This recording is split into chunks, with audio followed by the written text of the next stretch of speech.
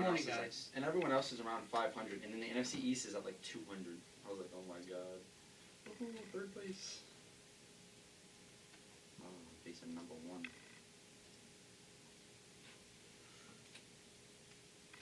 Good morning, ladies and gentlemen. Welcome to another episode of Sports Shop. DJ Matt here on 91.5 KNSU Typical, your local alternative. I'm DJ Matt as always. DJ Echo is here. Wahoo!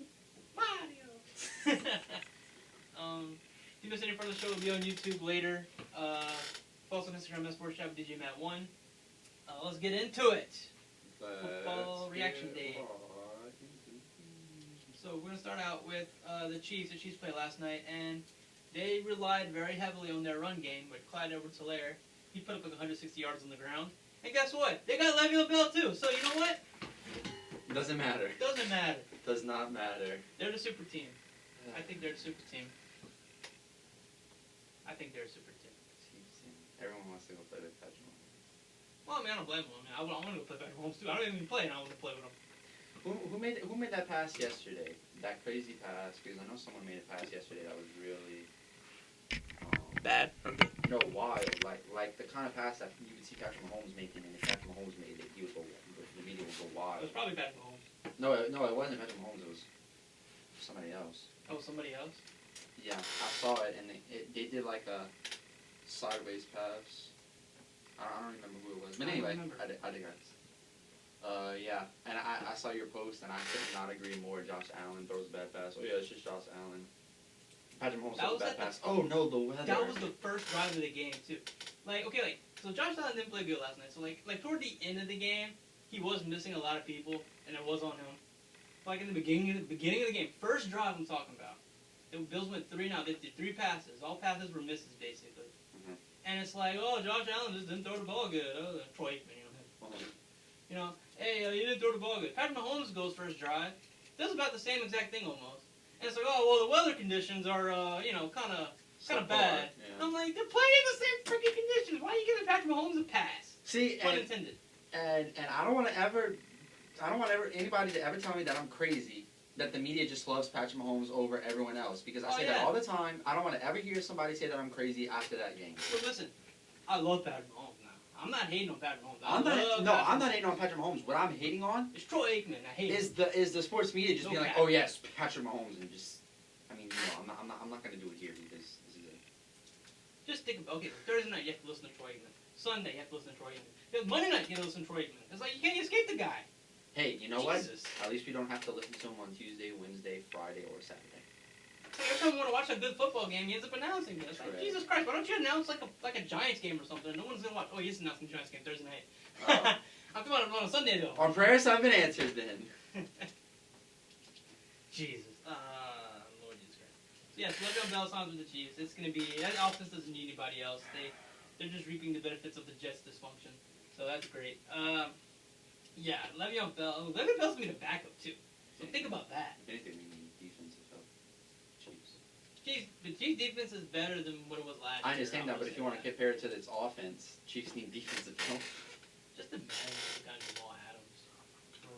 Him and Tyrann Matthew in secondary. If I was managing a team, I would literally just come up and be like, listen, we're just not playing this season. We just not even bothering. We're not even bothering. You know what I would do? And this is a bad strategy. This is exactly what I would do. If I was playing the Chiefs right now, whenever we get in field goal range, just put the kicker on. We're just going to kick field. Take points.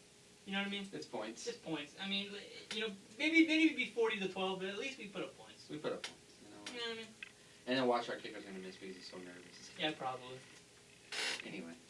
Double joint. All right. So the Titans played... Texans. Went into overtime. That was a good game. And so, here's the thing. So the Titans, obviously, were the team with the biggest COVID problem.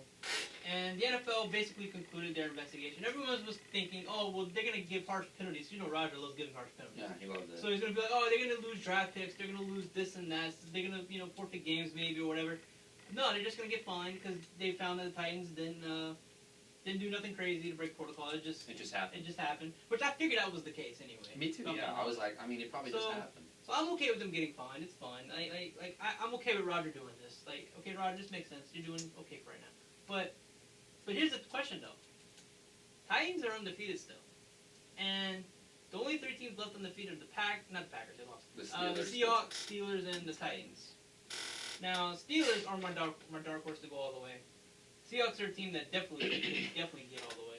Because Russell Wilson, he's gonna be I think he's going to win MVP this year, if you ask me. And the Titans now but here's the thing: are the Titans for real?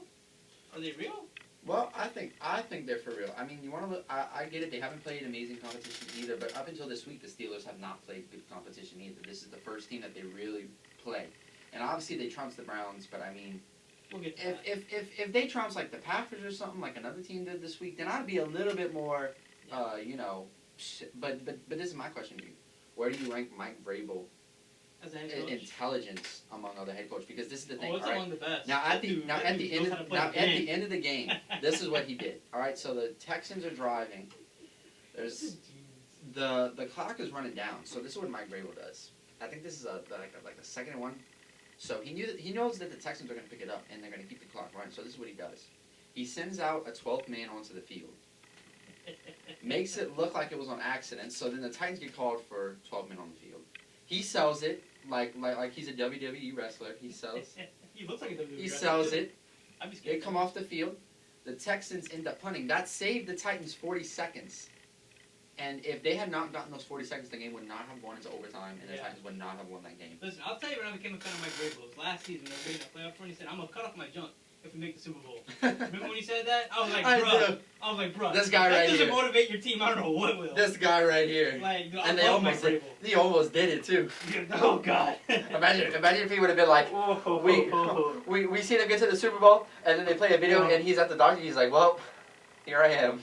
Bro, that doesn't, man, if your team doesn't get fired up after that, I don't know what will. But I'm telling you, Mike Vrabel coming from the Bill Belichick tree of coaching.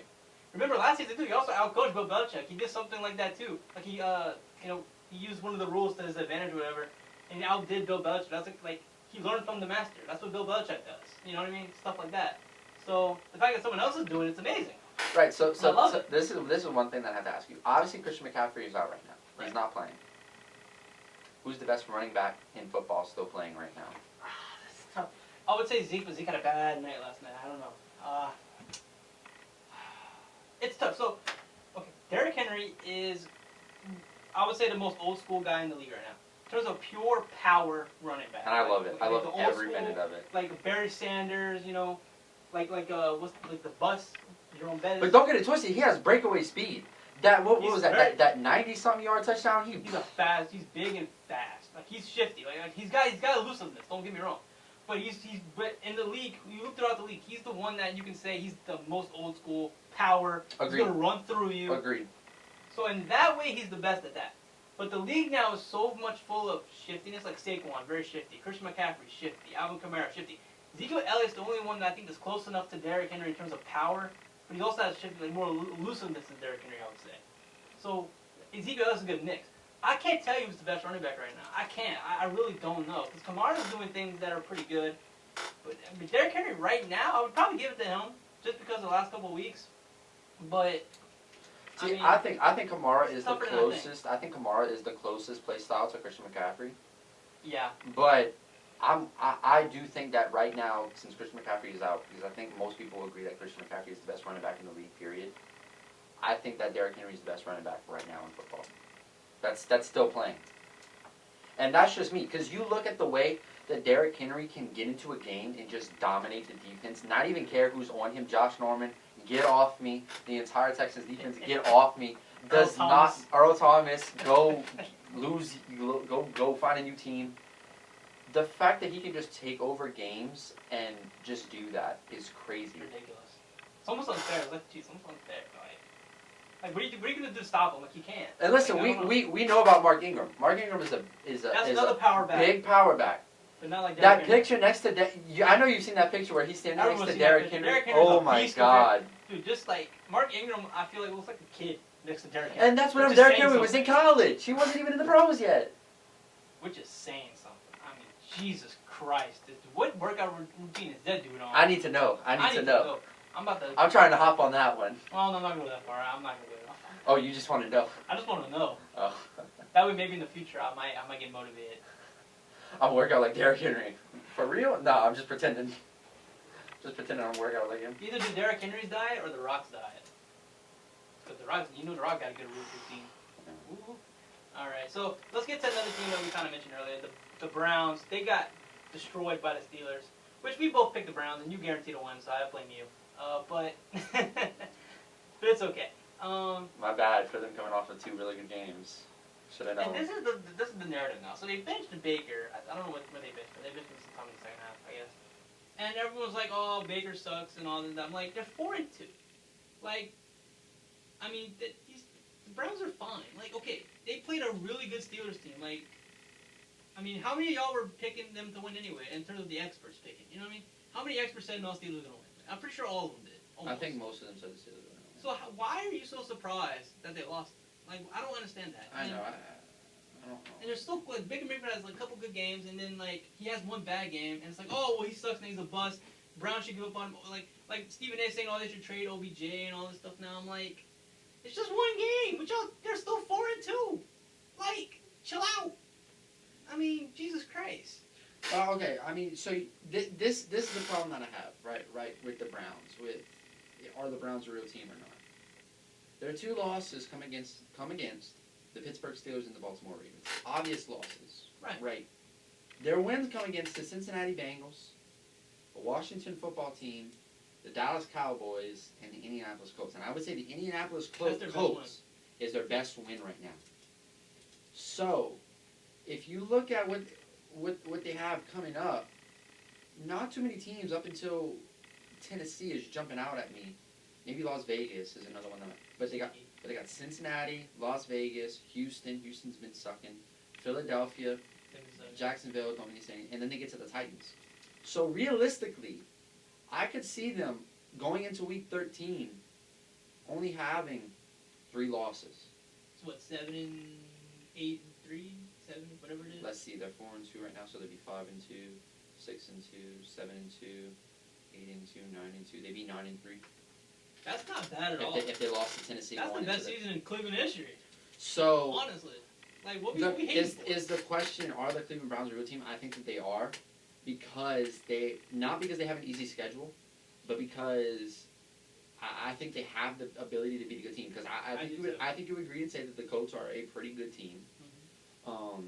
I mean, obviously a little rough around the edges. A little rough, but they're a middle of the pack team, and the Browns beat them.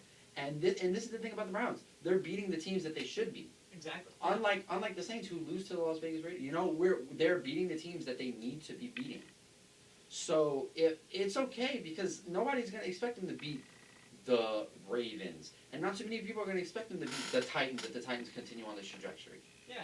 So win the games that you can.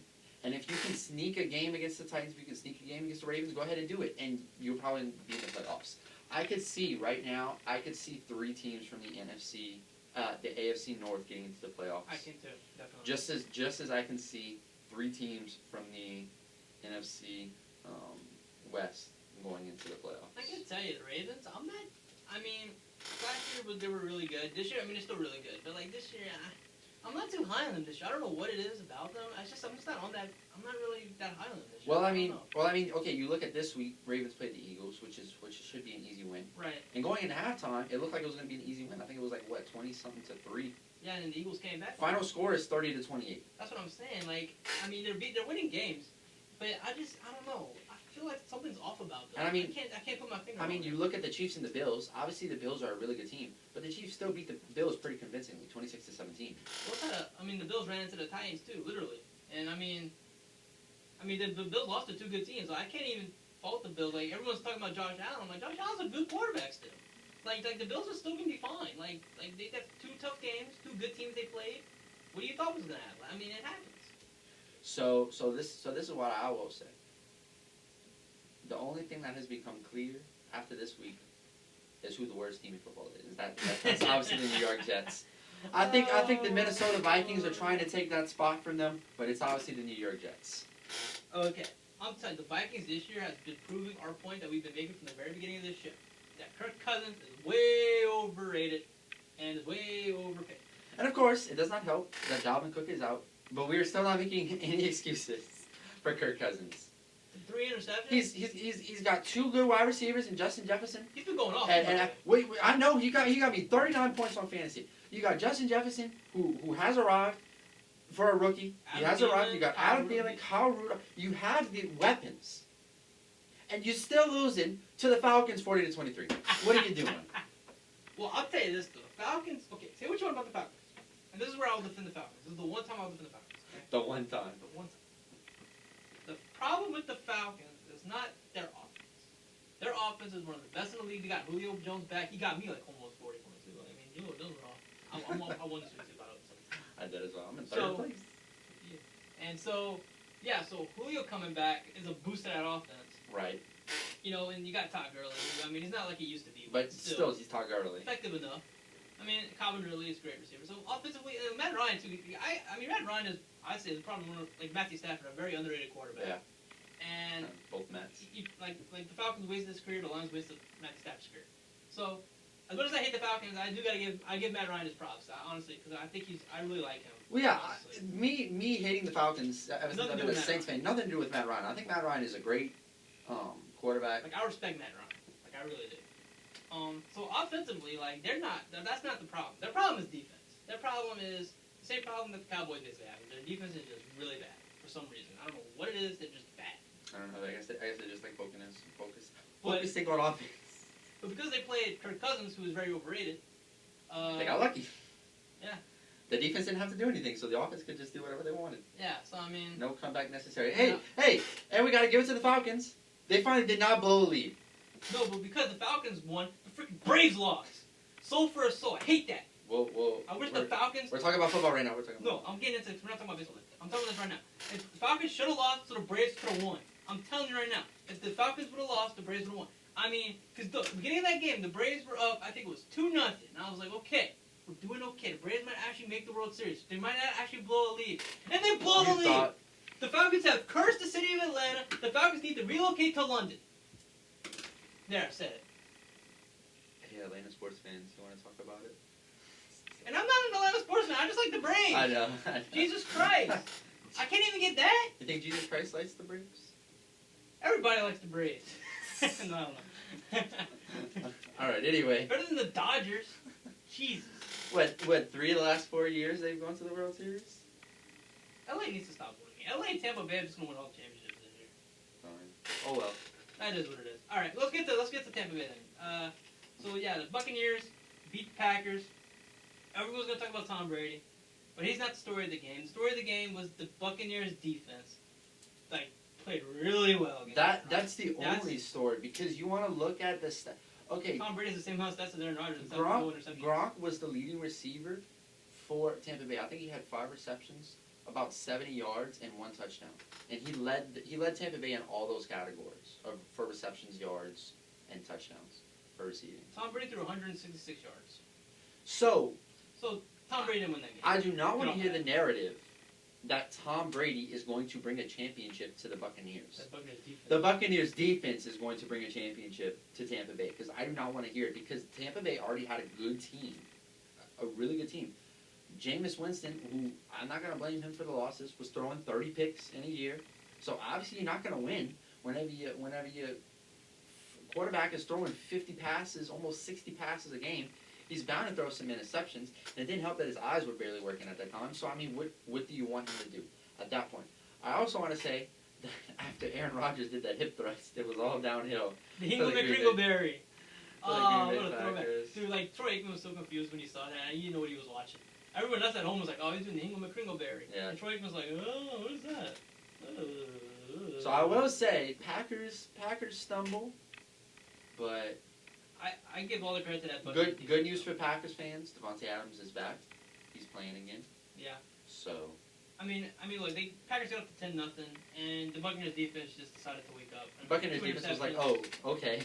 They got 4 sacks from Aaron Rodgers for 42 yards, 4 sacks, which, you know. So I mean, that's really the story of the game in my opinion. Aaron Rodgers just couldn't really get into a good rhythm. And the Buccaneers, I mean, once they got the lead and stuff, they started to run the ball. Ronald Jones, why have him fantasy as well, did pretty well. He got 2 touchdowns, 113 yards on the ground. I mean, they ran the ball effectively. So I really think the Buccaneers defense and maybe the run game was the reason why they won. Not necessarily Tom Brady. Because Tom Brady, he didn't play bad. I mean, 2 touchdowns, 1 interceptions, but he didn't like sling the ball around the field. Like he didn't outduel Aaron Rodgers. Like Aaron Rodgers got about the same amount of stats. No, I know. He threw 2 picks. Again, I will say if I hear anybody saying that Tom Brady is the reason that the Buccaneers are so good right now, I will say you are wrong. Check the stats. It's that defense. And then the running game. It's the defense in the running game. Do not sit here and tell me because now you got other people like, oh, Tom Brady's beating Father Time. Oh, Father Time isn't undefeated. No. Tom Brady is not what he used to be.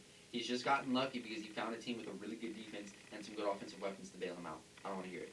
Yeah, that's it. Packers are fine. Packers are going to be fine. Disappointing loss? Yes. I was upset? Yes. But hey, you know what? I'm over it. Packers are going to be back next week, and I think they're going to win. Unless they're off their bye. They have bye last week. So, yeah. Do we have any more time? Oh, we're ready. No, picks recap. Picks recap and then games recap. Alright, so it was a tie again. Because we love ties over here. Yeah. But Echo won because he picked the Cardinals over the Cowboys. The Cardinals won by such an amount. My Cardinals, they won by 28. Let's go, boys. Let's go.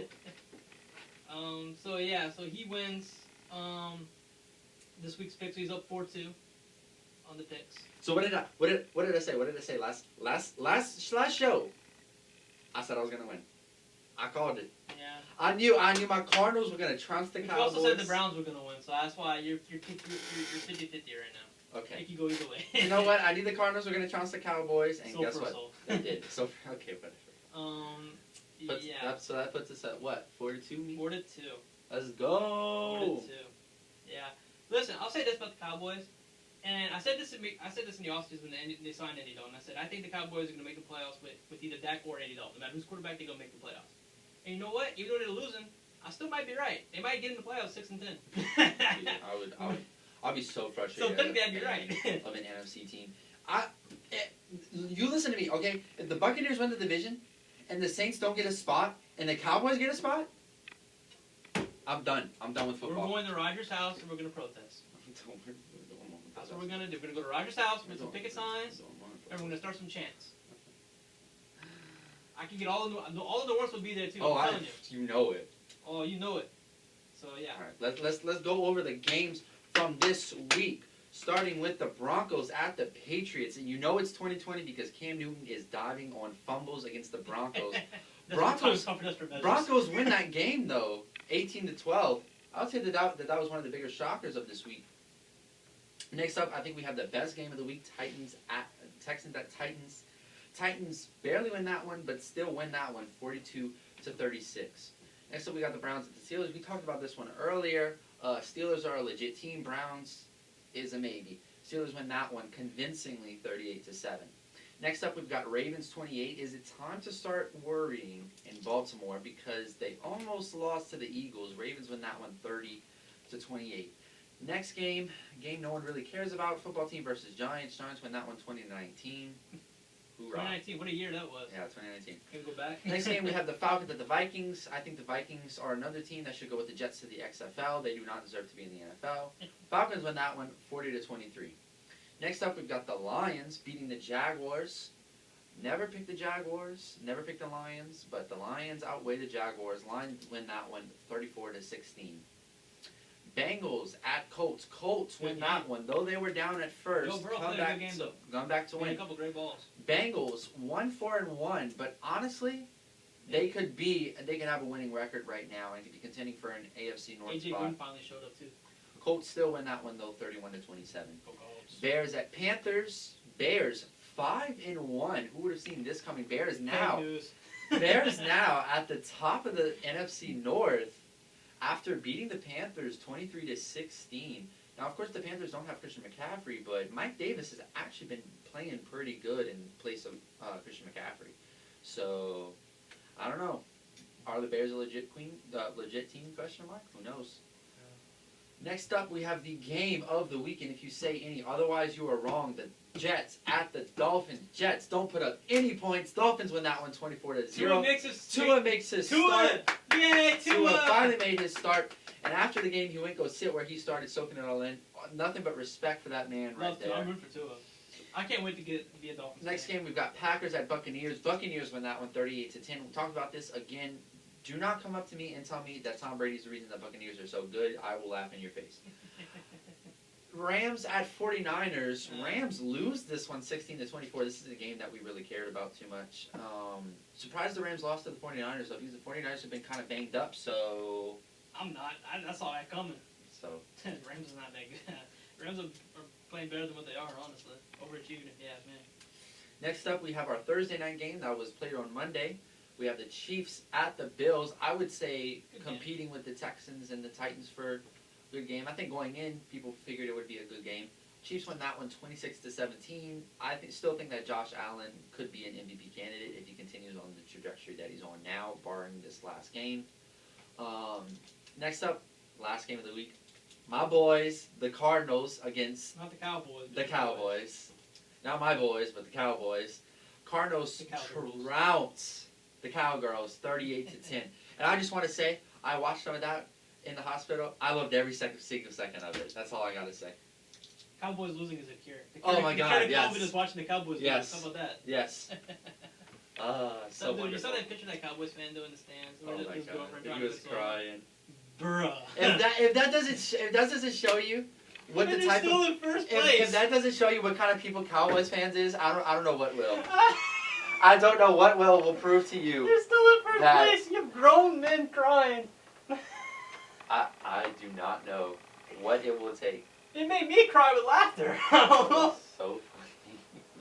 Oh my God. Okay, so when we come back from break, we'll have some basketball talk, some news happening in the NBA that we didn't get to talk about last week. So we'll talk about that when we on the other side of the break. This is Sports Chat DJ Matt on 91.5 KNSU Tudo, local alternative. Yahoo!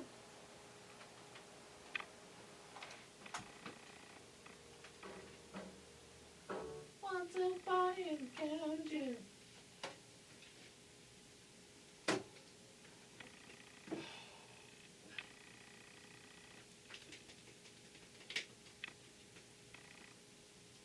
Oh yeah, so there's a golf tournament coming up. Charles Barkley and Phil Mickelson versus Steph Curry and Peyton Manning.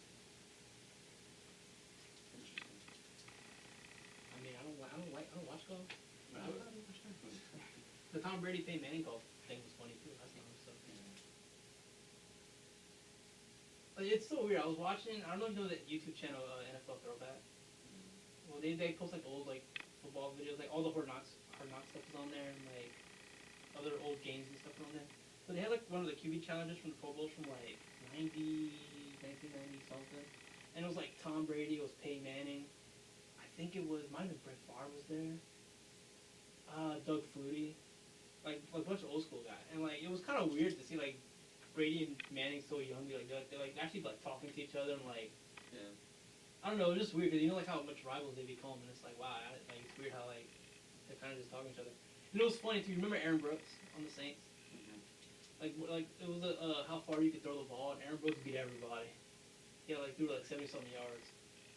And he beat everybody. I was like, wow. Aaron Brooks was not a bad quarterback in New Orleans. Like I mean, he's like we didn't do much with him, but I mean, like he wasn't bad. Like he was decent. You know, I think he deserves some props.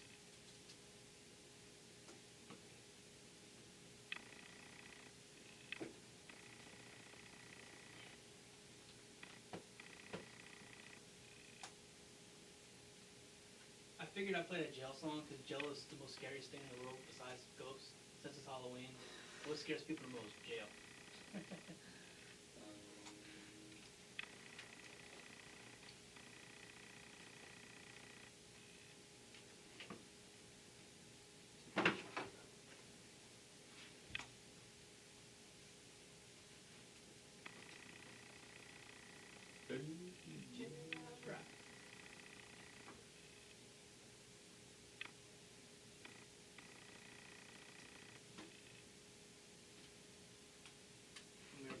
Did you Matt here on 91.5 KNSU Typical Alternative. If you missed any part of the show, it'll be on YouTube later today. Follow us on Instagram at SportsChef.DGMat1 for all the latest updates. Let's get to some basketball. So, the Clippers have completed their coaching search. And it wasn't that hard of a coaching search because they already had the guy in the building. They didn't go too far. So Ty Lue is now the new head coach of the Clippers. He signed a 5-year deal. And I believe Chauncey Billups, who was in the running for the Pacers job, is going to be one of his assistants. in LA. So, I mean, I saw this coming. This was kind of like a no-brainer. Like, I mean, I'm not that shocked. I think Clippers gonna be an interesting team this year because they're gonna be making some moves. I think. Yeah, I do wonder what they're gonna do with that team because I know that there are some people that want like Montrezl and obviously Montrezl isn't the biggest part of the team, but he's still part of the team. And obviously, what are they gonna do with Paul George? Are they gonna keep Paul George? I don't know if they trade away Paul George. The Thunder just bamboozled the entire league. If that's the case, they just swindled the entire league. Sam Presti is one of the best GMs in the league, one of the smartest GMs in the league. So I woun't. I mean, hey, he knew something we didn't, I guess.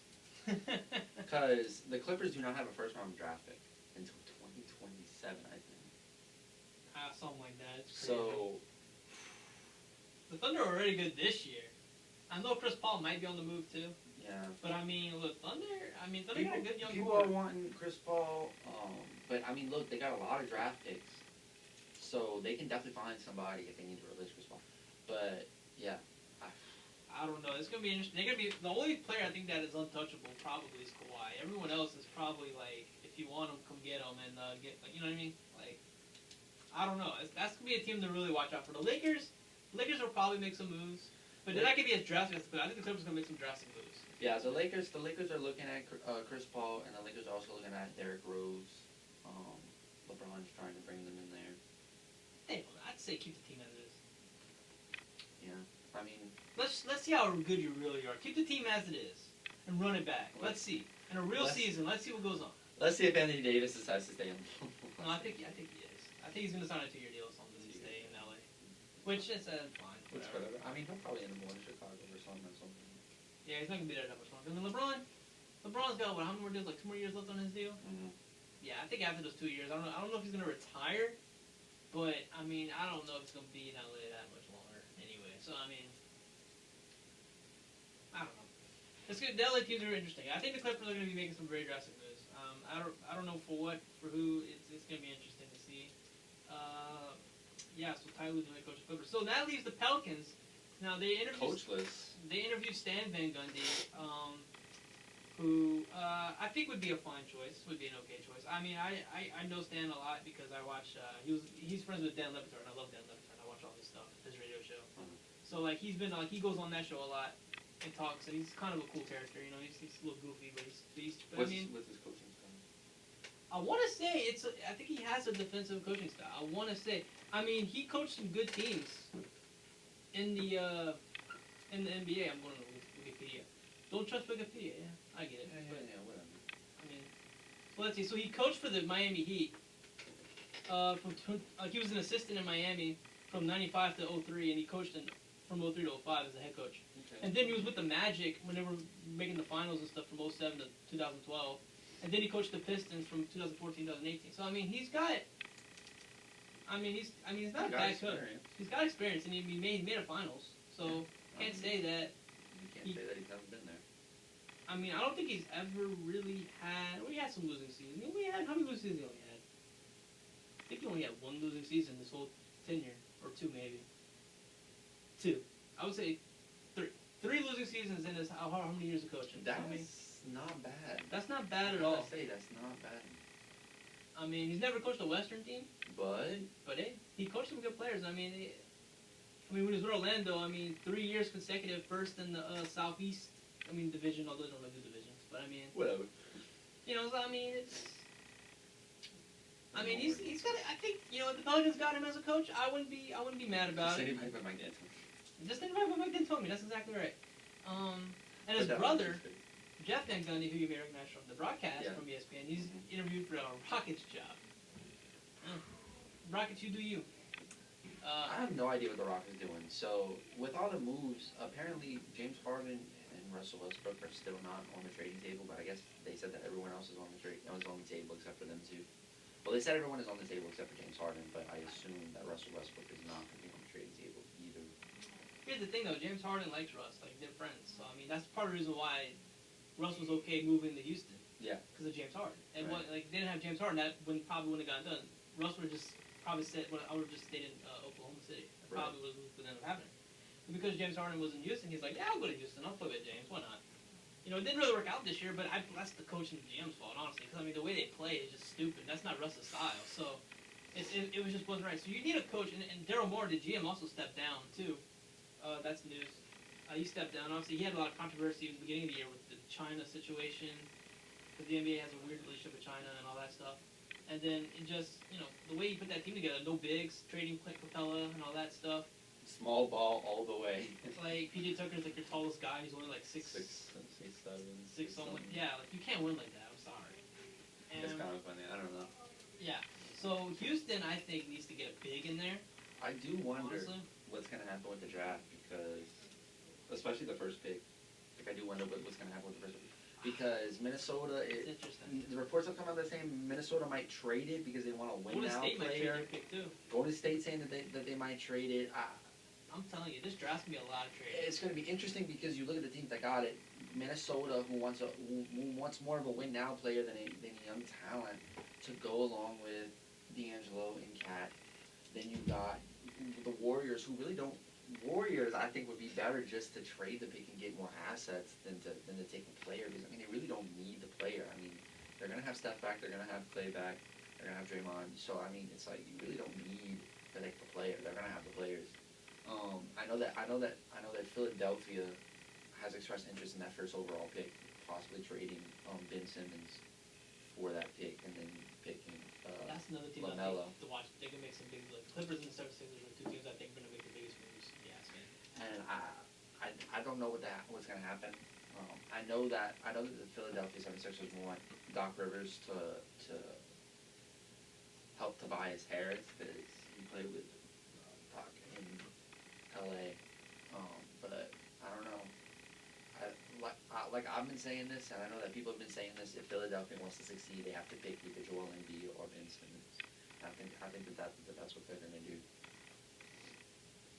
Trying to find out when the offseason actually begins, like the free agency and all that. Because I know that they're talking about not starting the season until MLK, which is like not until January, February. Yeah, almost like free agency. So this is gonna be weird. I don't know what they're gonna do. They're gonna have to somehow fix it back, I guess, because they're gonna be interfering with football if this is the case. Yeah, they don't have a necessarily start date yet. I know the draft is gonna be next month. I know that for sure. Yeah. I guess free agency is gonna start. I guess late November, early December, maybe, probably. So, yeah, I mean, like I said, this draft is so top heavy to me, and maybe this might be the best draft in history. I don't know. Like, we just haven't seen all these kids play that much because I mean, half of them are one and dones, and college season got cut short, so you can't really, you don't have the big. We didn't have the March Madness because that's whenever you really see like who's about it and who. So it's hard to really analyze any of these draft picks other than the top ones because like we just haven't seen much and like it's gonna be hard to analyze this draft. I can't tell you who anyone should take because it's really just unknown. Like this is the draft where it's like it's really gonna be hit or miss. Yeah. And teams are gonna be I think they're gonna be very aggressive in getting the guy that they want because of that. I think they're like we need to get the guy that we need or want. That way we don't settle for something. You know what I mean? So I expect a lot of movement on draft night. I really do, and maybe even before. I don't know. It's gonna be a wild time. On draft day, which makes it more entertaining actually, because you never know what's gonna happen. Yeah. So, but I'm excited for the NBA offseason. It's not gonna be as exciting as last season, but I expect some bombshells. I expect some stuff to happen. Yeah, I don't think it's gonna be as crazy as last season, but depending on what Giannis does, it could have a lot of implications for what happens. Yeah. I think this entire offseason is hinging on the decision that Giannis makes, honestly. And just what the Clippers are trying to do too. That as well. I mean, there's just a couple of teams that I'm just really interested in. The Wizards are a team too that, I mean, Bradley Beal wants to be in Washington apparently still, but I mean, there's always rumors around him to be leaving. And right. John Wall maybe. If John Wall comes back, I see Bradley Beal. Like I think Bradley Beal would have only left because John Wall was still out. But if John Wall comes back, I think that they're going to keep John Wall and Bradley Beal. Yeah, so Washington's I think is an intriguing thing too. Maybe I don't know. Because like I mean, like okay, so you being loyal to the team is one thing, but the team being loyal to you is another thing. Yeah. So like maybe Bradley Beal may want to be in Washington, but maybe Washington's like maybe we don't need him. Maybe we can like I think I saw something where they was the Clippers were going to trade maybe Paul George, Montrezl Harrell I think, and maybe Lou Williams or somebody for Bradley Beal. maybe, or something like that. I don't know the whole details of what it was, but that's something I saw. It'd be very interesting if Minnesota somehow gets Devin Booker. If I'm Minnesota, I would do that. Like, I mean, think about it. Like, you have that trio there that are all cool and friends. You know, I mean, they're all good players. I mean, Cat just needs a little bit more push, I think. But the play style mesh together well because D'Lo is a textbook point guard. Booker is more of a shooting guard, and then you got Cat who's center, so you just need to figure out the forward position. Because I'm telling you right now, they need somebody better than Cat to lead that team. Because Cat is not going to be the best player on the championship team. You need somebody to step in there and be better than Cat. I think Devin Booker could be that guy, honestly. That's what I'm thinking. But Phoenix is not going to part ways with Devin Booker. No. But the way Phoenix ended the season, though, I think Phoenix. If I'm Phoenix, I would try to definitely get some players in there that you could maybe make the playoffs next year or get close enough to the finals. Because I mean, the Suns showed the NBA that they're not really that joke of a team. Like, they're actually pretty decent. And Monty Williams, who I love. I mean, he's a great head coach. You know, obviously he was in New Orleans. And come back to New Orleans. Come back to New Orleans. Man. But Phoenix is a team that's very intriguing, too. Like, they're not as bad as we thought they were, I think. I think they proved me wrong in terms of... I think they're a good team. They just need a couple more pieces.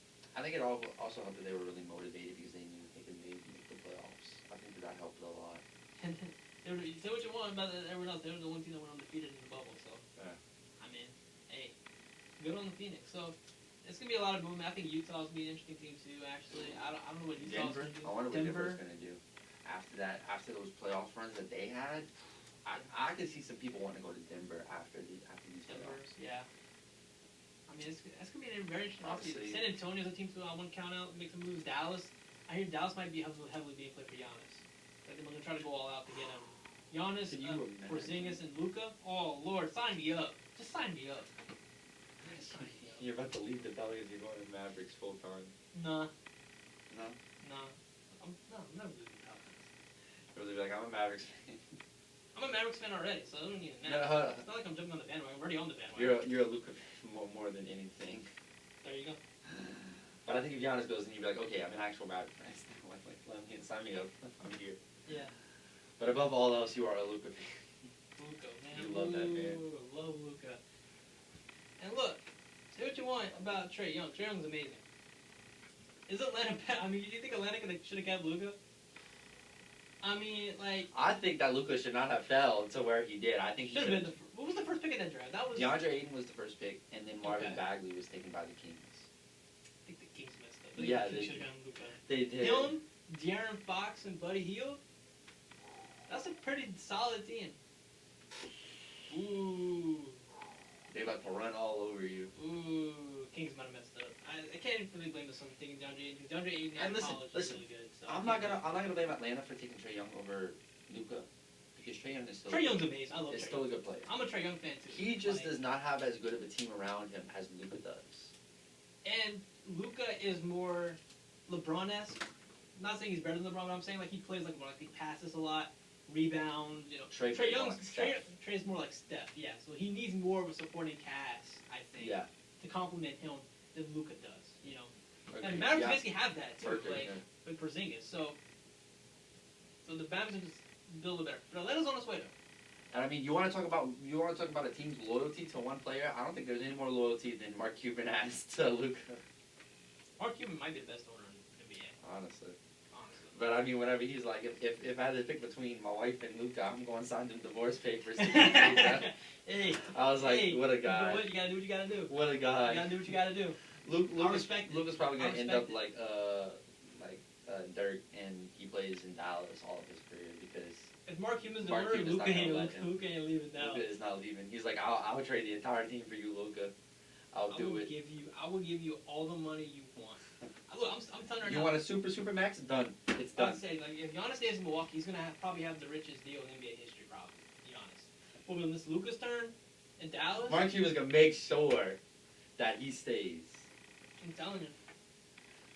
I really do think that Giannis should stay in Milwaukee and they should try and get a good point guard. I think what should happen is that's where Chris Paul should go. I think that Chris Paul should go to Milwaukee and they should keep because I've heard reports that Giannis would like to play with Chris Paul in Milwaukee. I think that'd be perfect. I mean, I wouldn't give up I really wouldn't give up much for Too Chris much, Paul, though. but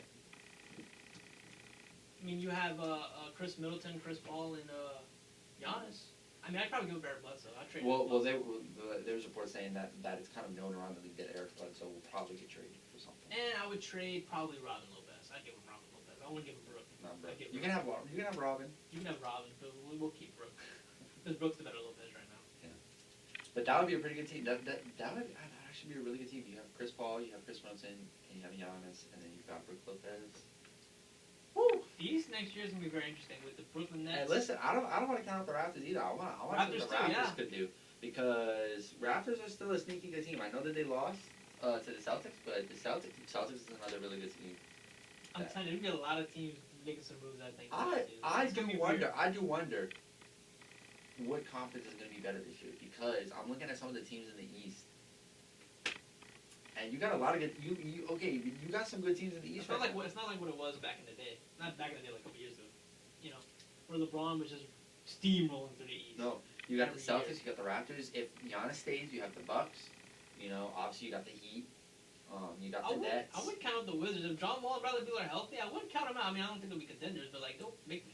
Look. You still have the Indiana Pacers. You still have the Orlando Magic. That you still got these teams that can make the playoffs. So I think the East. The Magic too.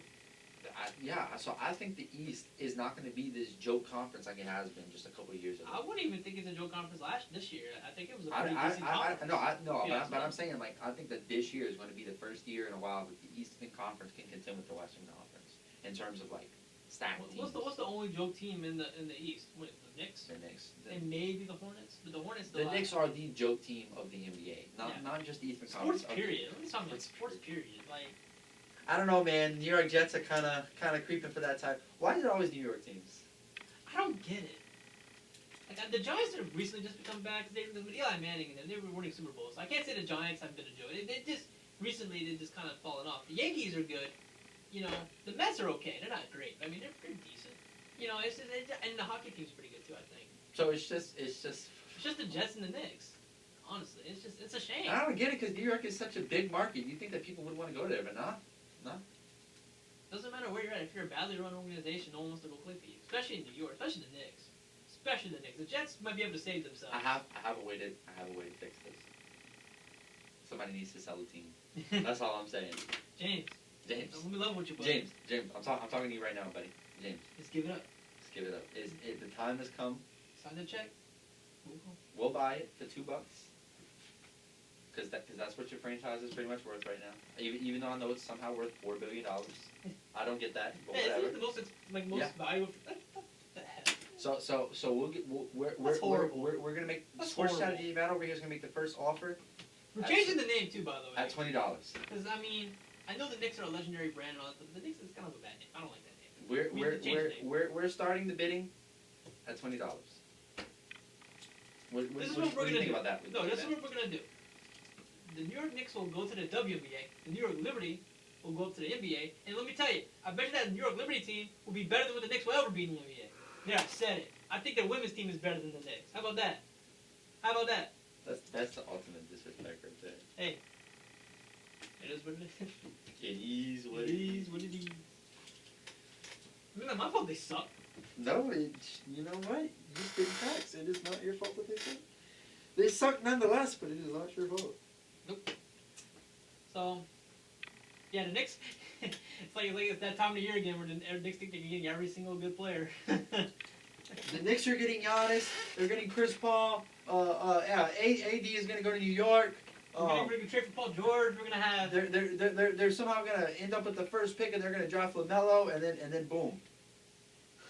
Yeah, that's what makes you go to sleep at night. Knicks fans. And then they end up with like. But you know what though? I don't blame Knicks fans. They're just hoping for something. Like they're desperate at this point. At this point, they're just. And to be fair, I get it. You know. There were reports saying that KD and Kyrie to the Knicks were like. Well, when they lost that, Zion. Almost guaranteed. That's why it was funny when we got Zion, because everyone was like, "Oh, New York's gonna get Zion. It's gonna be amazing." Nothing was better than Stephen A. Smith just losing his mind. Stephen A. And then I see the third pick. We have a little bit of time. Let's play some Stephen A. sound for the audience, because I mean.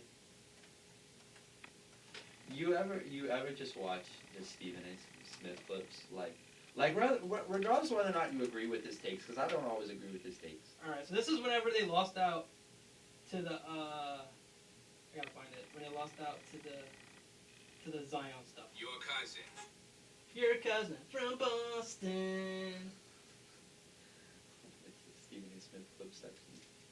This is him. This video is him the day after the Knicks lost out on Zion.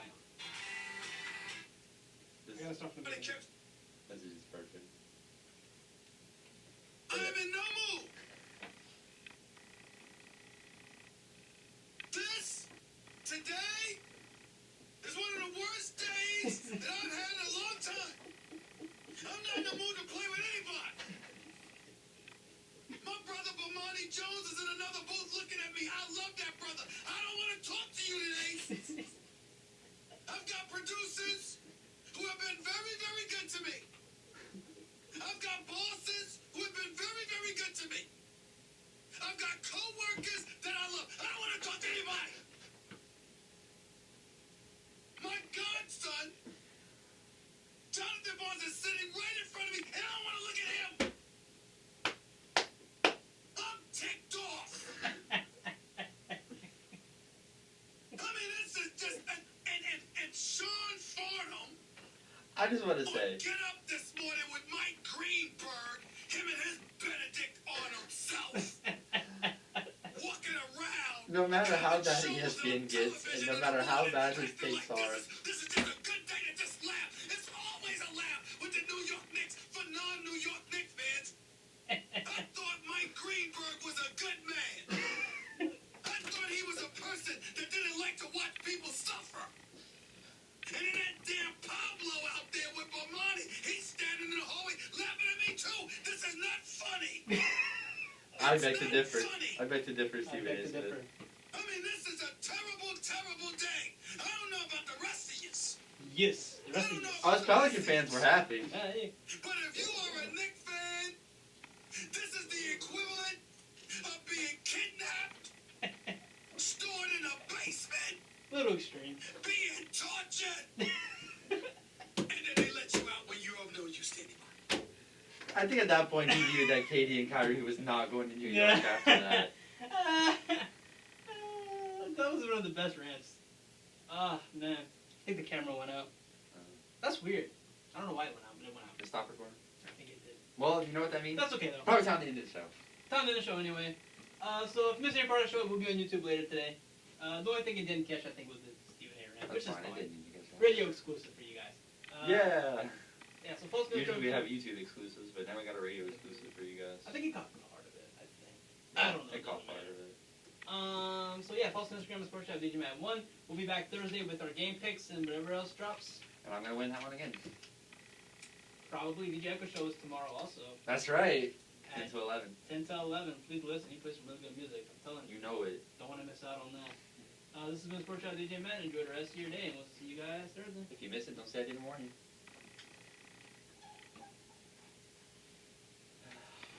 Man, I gotta make my way over to the College of Science and Technology on these crutches. That's. I would get a wheelchair if I was you, and have somebody just push me around.